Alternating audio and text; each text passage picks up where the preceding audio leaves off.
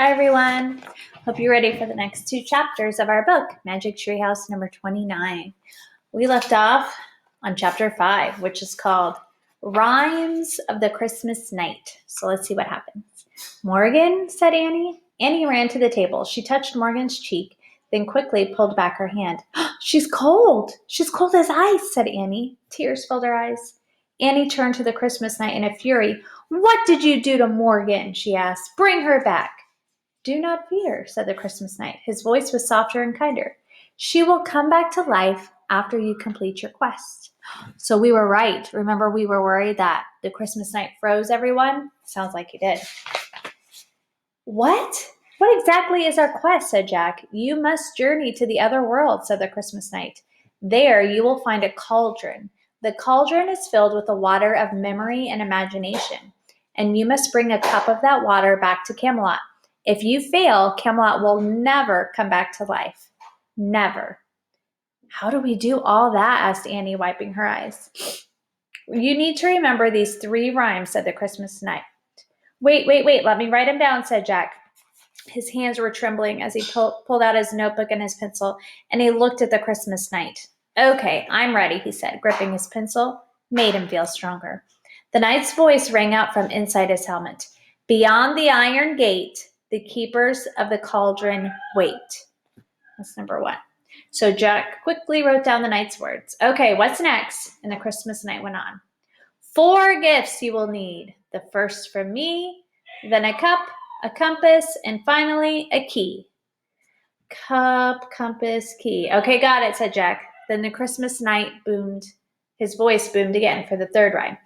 If you survive to complete your quest, the secret door lies to the west. Jack copied down the last rhyme, then looked up at the knight.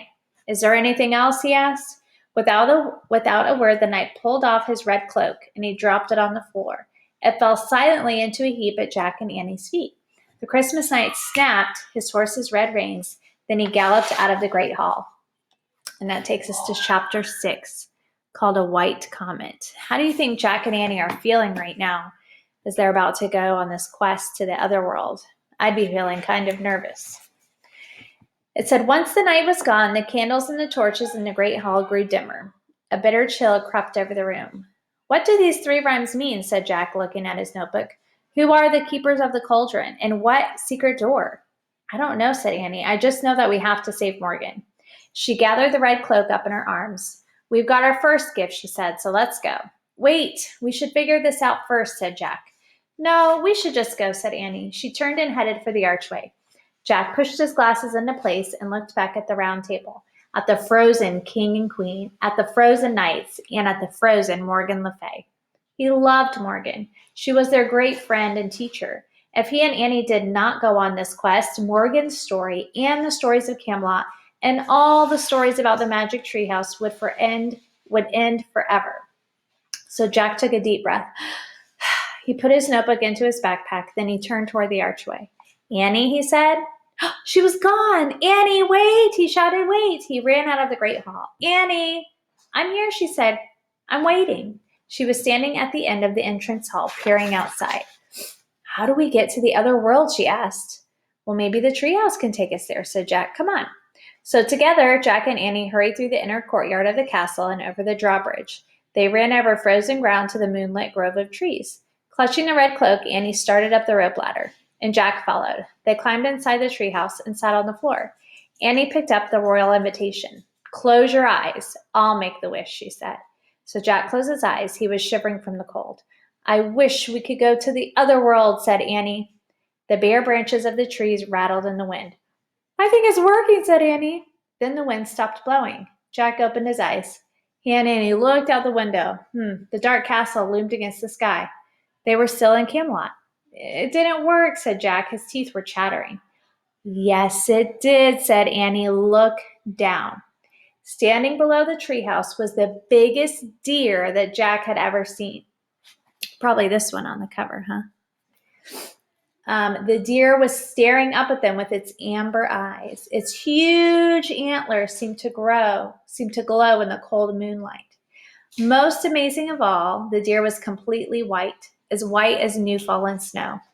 It's a white stag, said Jack. Puffs of frosty air blew from the stag's nostrils. He stepped toward the treehouse and shook his giant head. "He's come to take us on our journey," said Annie. "People don't ride deer," said Jack. But Annie had already started down the rope ladder. Jack watched from the window as she walked to the stag and spoke softly.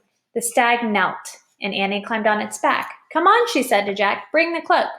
Okay, said Jack. He gathered up the heavy velvet cloak. Clutching it against his chest, he climbed down the rope ladder. He hurried over to Annie and the white stag. "Put on the cloak and climb on behind me," said Annie. So Jack put the cloak on over his backpack. He pulled it around his shoulders and buttoned it at the neck. As the cloak fell down around his body, the soft, smooth cloth made him feel warm and safe. "Are you ready?" said Annie. "Yeah," said Jack. He climbed on the stag's back behind Annie. The white stag slowly stood up, and Annie leaned forward, putting her arms around its neck. Jack leaned forward too and held on to Annie.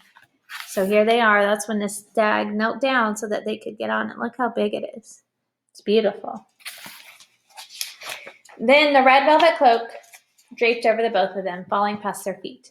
The white stag stepped gracefully over the frozen grass. He walked through the outer gate of the castle. He blew out a puff of air, then broke into a leaping run. Jack held on tightly to Annie as the stag dashed across the frost-covered field. He jumped over hedgerows and stone walls, and he bounded across icy streams.